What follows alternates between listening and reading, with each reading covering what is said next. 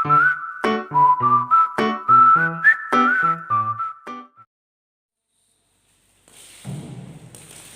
selamat pagi adik-adik. Berjumpa lagi kita di ibadah IMPA Minggu pada pagi hari ini. Bersama dengan Kak Virgi, ditemani oleh Kak Francia, Kak Ida, Kak Feby, dan juga Kak Vera. Adik-adik, pada minggu pagi ini kita patut bersyukur kepada Tuhan Yesus Kristus karena kebaikan Tuhan dan penyertaan Tuhan dalam kehidupan kita sehari-hari.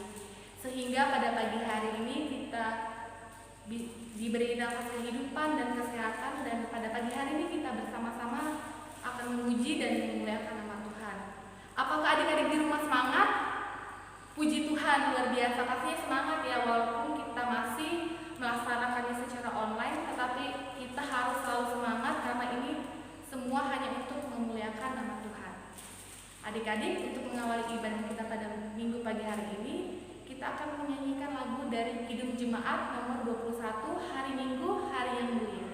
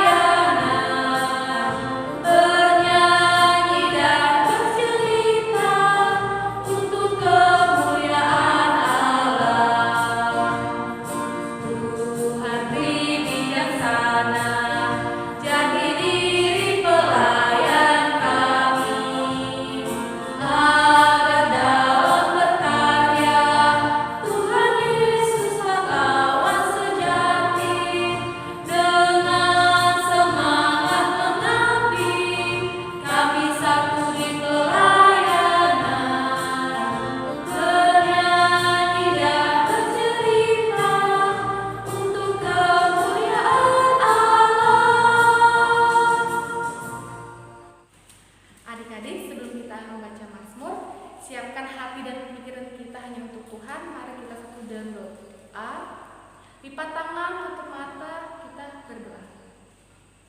Ya Allah Bapa yang kami sembah di dalam nama Anak-Mu Yesus Kristus, Tuhan, kami mengucap syukur atas segala kebaikan Tuhan dalam kehidupan kami sehari-hari. Terima kasih Tuhan, pada pagi hari ini Tuhan masih memberikan kami nafas kehidupan dan juga kesehatan. Tuhan, sebentar lagi kami akan membaca Mazmur. Tuhan berkatilah juga adik pelayan yang akan mengikuti ibadah ini, kiranya apa yang mereka dengar dari penyampaian renungan dari kakak layan itu bisa menjadi pedoman bagi kehidupan mereka sehari-hari. Ya Tuhan Yesus, inilah yang menjadi doa Anak-Mu, terpujilah Engkau, haleluya, amin. Adik-adik, pembacaan Mazmur kita terambil dari Amsal pasal 29 ayat 1 sampai 6.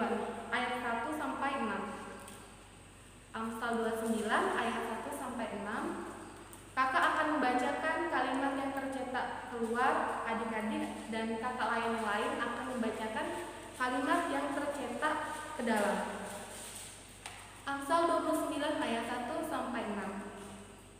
Siapa bersitegang leher walaupun telah mendapat teguran, akan segoyang-goyang direnungkan tanpa dapat dipulihkan lagi. Jika orang benar bertambah, bersukacitalah rakyat. Tetapi jika orang fasik memerintah, berkeluh kesahlah rakyat. Orang yang mencintai nikmat menggembirakan ayahnya, Tetapi siapa yang bergaul beracun meneruskan harta. Dengan keadilan seorang raja menegakkan negerinya. Tetapi orang yang memungut banyak pajak merugikannya. Orang yang menjilat sesamanya membentengkan jerat di depan kakinya. Orang yang jahat terjerat oleh pelanggarannya. Tetapi orang benar akan bersorak dan bersukacita. Demikian pembacaan Mazmur. Adik-adik, untuk merespon bacaan Mazmur kita tadi, kita akan menyanyikan lagu yang berjudul Jalan Serta Yesus.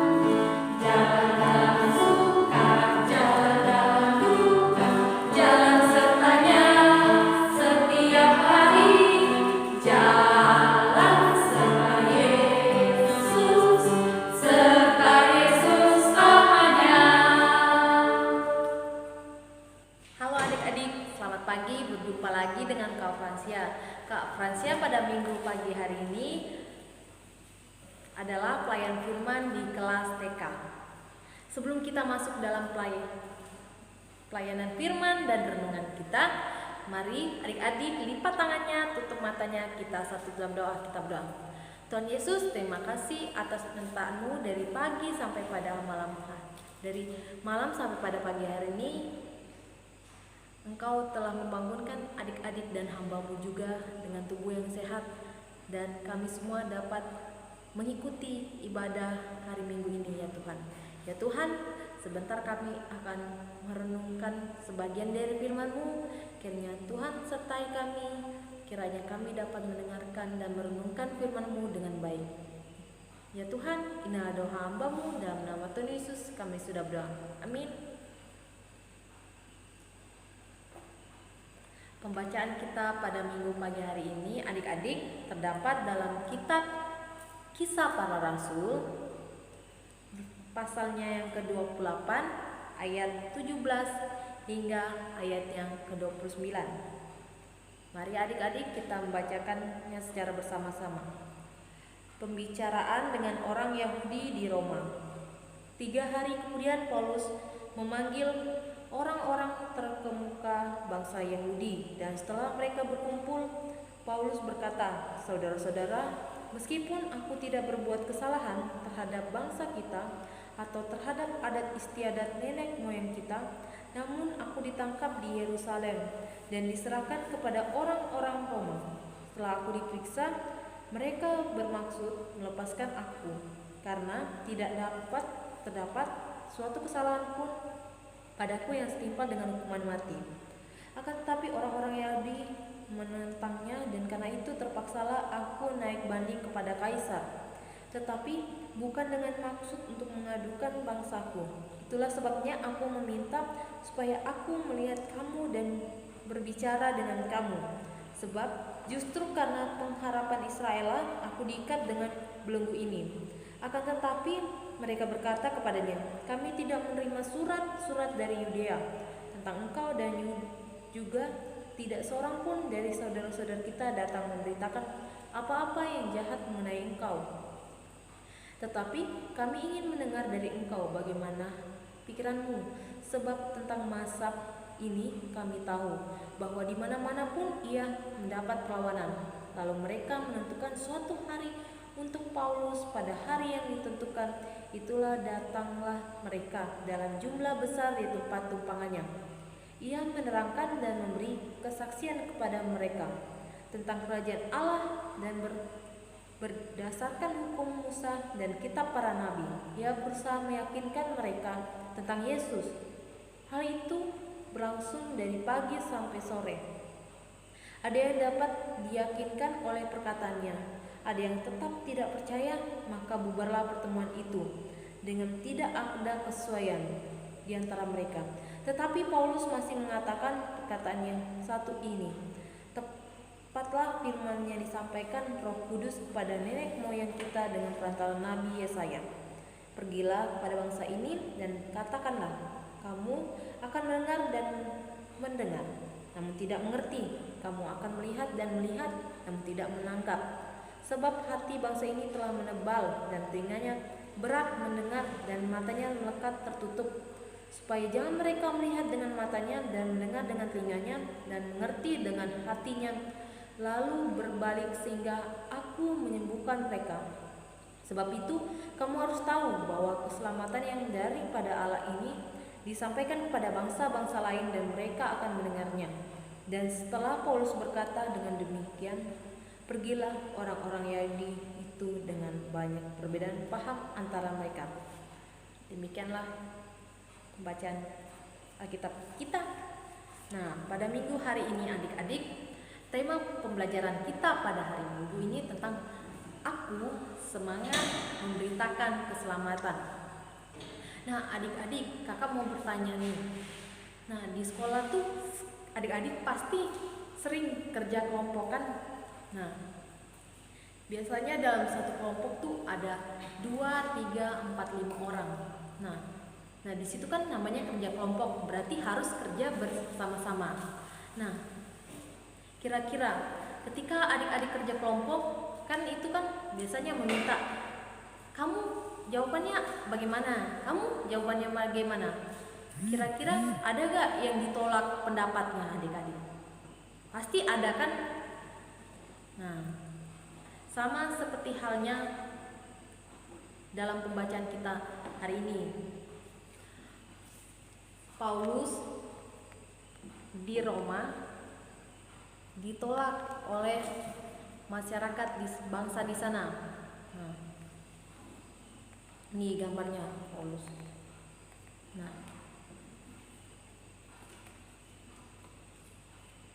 Nah, kakak juga mau bertanya, ini gambar apa? Gambar Tuhan Yesus. Nah, adik-adik percaya nggak dan yakini kepada Tuhan Yesus itu? Nah, ya pasti kita yakini, kita percaya, kita menerima akan adanya Tuhan Yesus. Nah, ketika kita menerima Tuhan Yesus ini, kita mendapatkan apa? Ya betul, mendapatkan keselamatan. Nah, keselamatan yang kita dapatkan ini melalui pengorbanan Tuhan Yesus di atas kayu salib. Nah, itulah makna keselamatan yang diberitakan oleh Rasul Paulus ini. Nah, tahu nggak adik-adik? Rasul Paulus ini di Roma, dia memberitakan Injil tentang keselamatan yang tadi yang kakak maksudkan. Keselamatan yang dimaksudkan Paulus ini tentang pengorbanan Tuhan Yesus di kayu salib itu. Nah, tapi perjalanan Paulus di Roma ini banyak halangannya. Karena apa? Karena banyak orang yang tidak sependapat dengan pengajarannya. Nah, sangat tidak gampang ya adik-adik kalau misalnya kita bilang yang benar tapi orang tidak mau mendengarkannya. Sama seperti Paulus. Kira-kira adik-adik kalau misalnya adik-adik seperti Paulus mau tetap melayani atau menyebarkan Injil, masih tetap mau atau tidak? Pasti tetap mau. Sama seperti halnya Paulus ini adik-adik. Paulus tidak pernah menyerah. Rasul Paulus ini tetap bersemangat memberitakan keselamatan, walaupun banyak di Roma ini banyak yang tidak sependapat dengan Rasul Paulus ini. Mereka tidak berpendapat tentang makna keselamatan yang dia ajarkan. Nah, adik-adik, tahu gak? Kita semua bisa menjadi seperti Rasul Paulus ini. Bisa menyebarkan karya keselamatan dengan semangat. Nah, karya keselamatan ini bisa kita laksanakan dengan perbuatan baik kita setiap hari. Bukan hanya dengan seperti kakak khotbah memberitakan Injil, tidak saja itu, tetapi kita bisa melakukan perbuatan yang baik seperti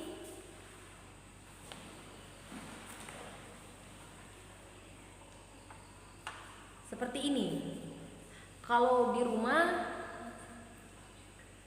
bisa berbagi dengan saudaranya makanan.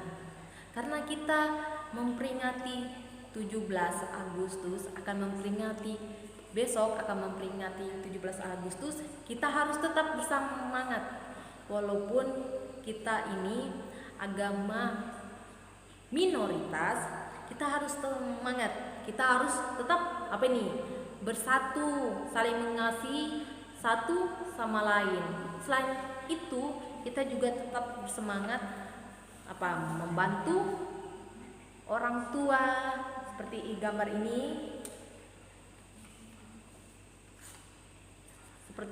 ini.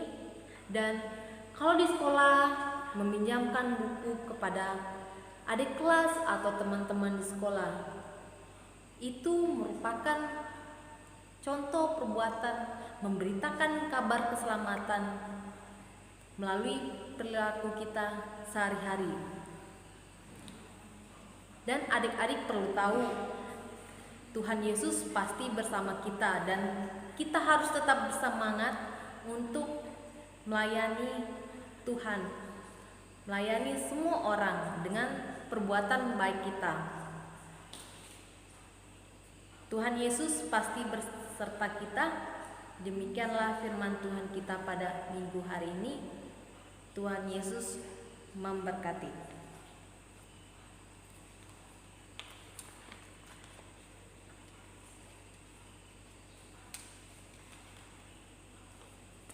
Untuk merespon firman Tuhan kita, mari kita tutup.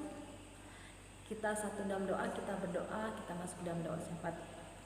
Tuhan Yesus, terima kasih karena tadi hamba telah menyampaikan firman-Mu dengan baik. Ya Tuhan, kiranya adik-adik kami dapat menerimanya dengan baik dan dapat mereka praktekkan dalam kehidupan mereka hari lepas hari. Ya Tuhan, hamba mau berdoa pada minggu pagi hari ini buat adik-adik kami yang dimanapun mereka berada, kiranya dalam tuntunan-Mu saja. Ya Tuhan, terkhusus hamba mau berdoa buat adik Lola dan adik Kelsia yang pada kemarin hari nenek terkasihnya telah Engkau panggil. Ya Tuhan, Tuhan beri hibur adik kami, Tuhan beri kekuatan adik kami, kiranya dia dapat melewati segala hal dengan baik dan dia dapat tetap bersyukur karena semuanya itu karena Tuhan sayang kepada nenek mereka. Tuhan Yesus, hamba juga mau berdoa buat adik-adik kami yang lainnya yang dalam studi mereka. Kiranya Tuhan selalu memberi kekuatan, kesehatan selalu, kepintaran selalu. Kiranya mereka dapat menjalankan semua tanggung jawabnya di sekolah, mengerjakan PR, tugasnya dengan baik, dan dapat membanggakan kedua orang tua mereka. Ya Tuhan, kami juga mau berdoa buat orang tua mereka, baik yang ada di rumah maupun dalam pekerjaannya mereka. Kiranya Tuhan sertai, beri kesehatan, kekuatan, kiranya dapat melaksanakan tugas dan tanggung jawab mereka dengan baik dan dapat melayani Engkau dan membawa anak-anaknya ke jalan-Mu saja ya Tuhan. Ya Tuhan, hamba juga mau berdoa buat pemerintah, bangsa dan negara kami. Kiranya Tuhan selalu menyertai, beri bangsa kami adil, sejahtera, tentram ya Tuhan. Kiranya kami dapat hidup rukun damai satu dengan yang lain. Dan ya Tuhan, ampun dosa dan kesalahan kami dalam nama Tuhan Yesus yang telah mengajar kami berdoa bersama-sama. Bapa kami yang di surga, dikuduskanlah nama-Mu. Datanglah kerajaan-Mu, jadilah kehendak-Mu di bumi seperti surga. Berikanlah kami pada hari ini makan kami yang secukupnya, dan ampunilah akan kesalahan kami seperti kami juga mengampuni orang bersalah kepada kami. Dan janganlah membawa kami ke dalam pencobaan, tetapi lepaskanlah kami daripada yang jahat. Karena Engkaulah yang mempunyai kerajaan dan kuasa dan kemuliaan